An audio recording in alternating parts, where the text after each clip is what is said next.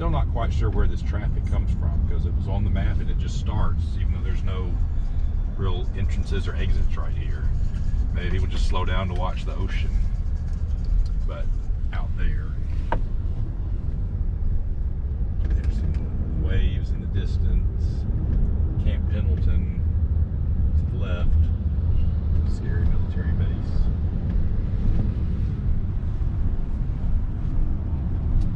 But it's a nice view, 70 degrees. Past the area where a lot of people have RVs parked. See if we get any better viewpoints along the way, but otherwise, this is what it was like on the way to San Diego. We see some waves and some strange blocks of buildings. But yeah, it's hard to tell. We're so far away, but we still see some good waves.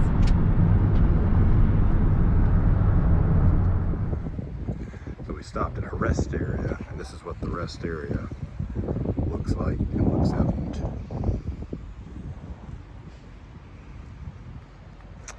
Pretty scenic. Still with some slow moving traffic, still a very crowded rest area.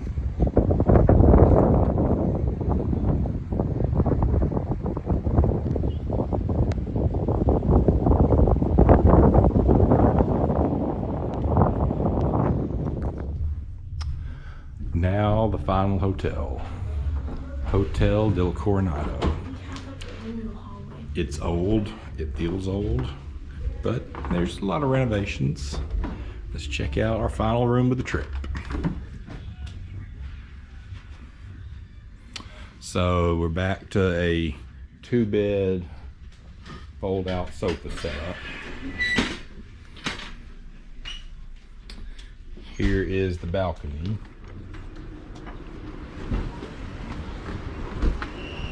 We're overlooking the front door.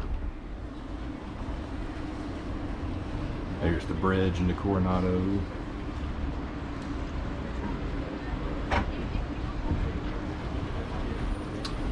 Certainly we'll show much more of the resort itself in the next couple of days. Hello, sir. Hi. What ball is that? A Dodgers ball. Your Freddie Freeman ball? Watching Dodgers on. Yeah. Where we were yesterday on TV.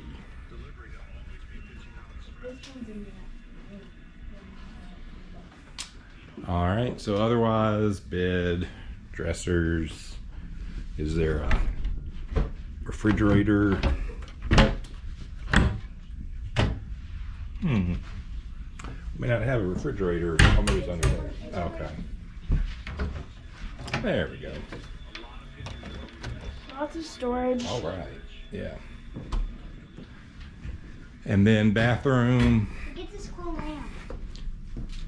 It's like cool because like. That's weird. Bathroom is just one sink, but at least it's a long counter to spread out in.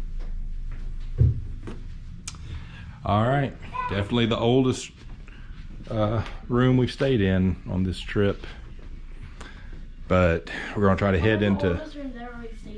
Yeah, we're gonna try to head into downtown San Diego here in a little bit and eat dinner, walk around a little bit, go from there. So now dinner is in the Gaslamp Quarter at the old spaghetti factory. We have this almost room to ourselves with this big booth in the back.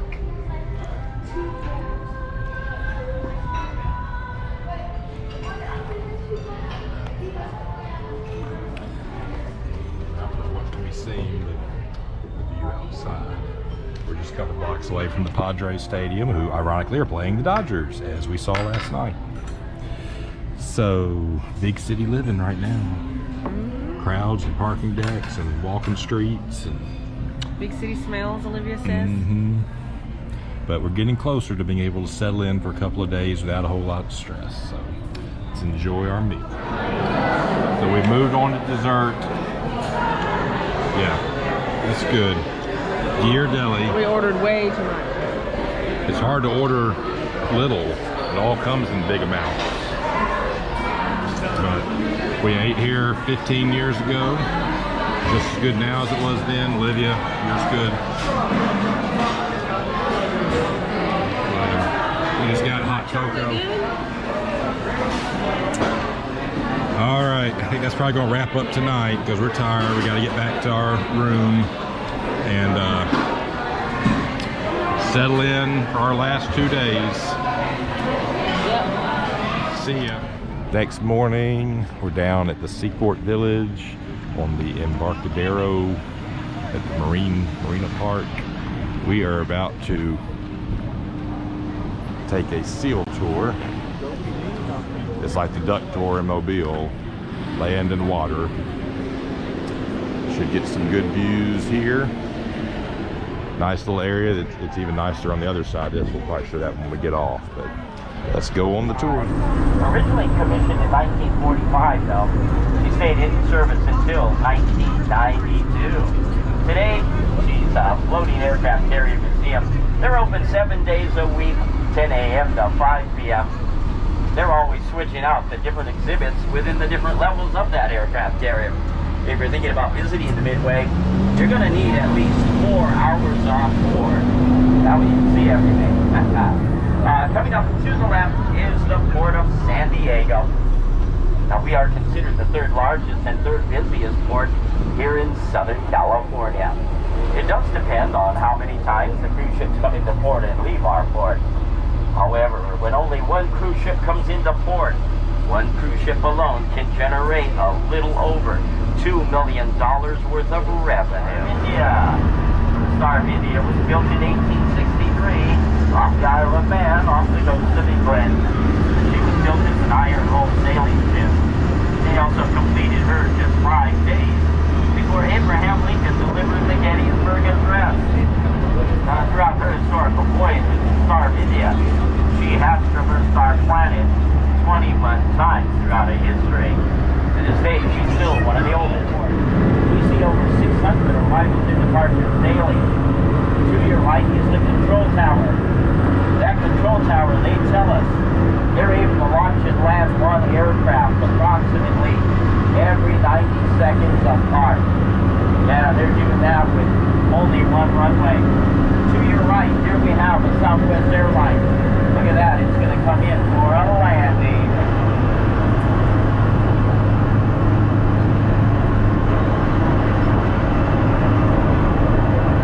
As we clear the gray building, you'll see the control tower again. Now, if you look slightly left of the control tower and if you look way off in the distance, you're going to see some mustard-colored buildings in the background. Those mustard-colored buildings have red rooftops. Way back there is the MCRD. That's 343 Greenville.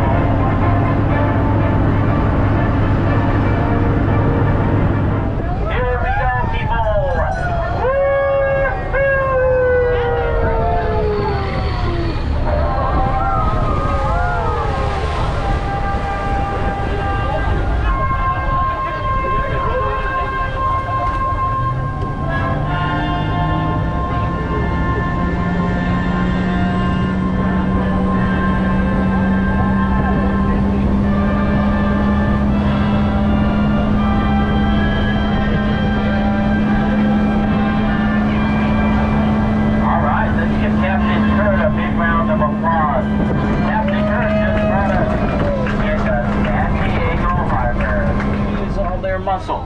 Here we have a few that are in the water, but look at the one on top of the round buoy. The young ones, they do have such dexterity. They can climb on top of that round buoy. Lots of them will decide to take a nap. And I've never seen any of the young ones ever roll off while they're taking a nap on that round buoy. But take a look at their adorable faces. Aren't they just so darn cute? They look an awful lot like a meerkat. If you look directly behind the eyes of that sea lion there, you'll notice that sea lion has ear flaps to it. Yep, sea lions have ear flaps just like we humans do. And that's one of the ways that you can tell the difference between the harbor seals and the sea lions. Sea lions have ear flaps to them, but you're not going to find that on a harbor seal. These two, they're just goofing around on top of that round buoy. They're going to try their best at playing King of the Hill.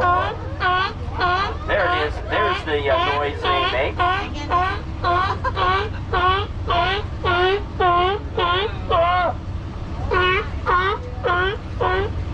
Yeah, you know what that sea lion is trying to do right now? The one that's in the water, the one that's making all that noise. He was telling the other sea lion one of his favorite classes that he took during the week. Yeah, that's a sophisticated sea lion. Did you hear it? He was telling them that he loves to take the class called Art Way. Those are military burial sites on the opposite side of the wall. Up on top of that hill is Rosecrans National Cemetery. Rosecrans National Cemetery dates back to the Civil War. To our right, there's the entry point and the exit to San Diego Harbor. Once you exit through that gate there, you go out about a mile. You will automatically enter onto the waters of Mexico. That's how close to the Mexican border we are. From here, you can see the hillsides of Tijuana, Mexico, directly across the harbor. Take a look at the sea lion that's in the water. Looks like he got bopped on top of the head, causing a bump to arise. And that's not a bump, because that was a male sea lion. When male sea lions mature at the top of their head, they grow what's called a sagittal crest. It's the sagittal crest that's going to make that male very popular with the lady sea lions out here. They live in a harem system. The largest alpha male, he's going to have 6 or 7 females. He will then sire the vast majority of the pups out here. The gestation period for the females, it does run 11 months. Now that means that for only 1 month out of the year, the females are not pregnant. They are teaching this dolphin to jump out of the water. The dolphin will jump into the back end of the boat and slide itself inside a gray pup tent. When a dolphin is out of the water for too long, they can't get a bad case of sunburn. So they've trained those mammals. That way they can transport them in a gray pup tent. They're not going to get sunburned. Now, once they recognize those hand commands and the hand signals, about 200 of them, that's when the training underneath the harbor begins. Once they have located what might be a potential floating mine in the light, Arnold Schwarzenegger. When Arnold Schwarzenegger was the governor of California. Behind, they're sailing it right now. There it is, out on the harbor. That's the tall ship, California. Notice the Spanish galleon here. That's a reproduction of the San Salvador. The San Salvador is the ship that Juan Cabrillo sailed into the harbor when he discovered this harbor in 1542. The Maritime Museum, they use ship building tools of the 13th through the 16th century to reconstruct the San Salvador whale. They even left enough space on board for her to carry a set of cannons on board. The Berkeley had come down from San Francisco after the 1950s. The Berkeley buried people from San Francisco, take them all the way over to Jack London Square in Oakland, California, and then return them to San Francisco. Now, San Diego, we were at one time the tuna fishing capital of the world. And by the 1950s, there were 3 major canning companies here in San Diego. There was Mullen Bay Tuna, Chicken of the Sea, and Star Kids Tuna. In 1961, Star Kids Tuna was the first canning company to produce a fun tuna commercial. The other canning companies followed suit. They were at war. Whoever had the best tuna commercial would be the #1 selling tuna. I just happen to have some of those fun tuna commercials. I think that you'll enjoy listening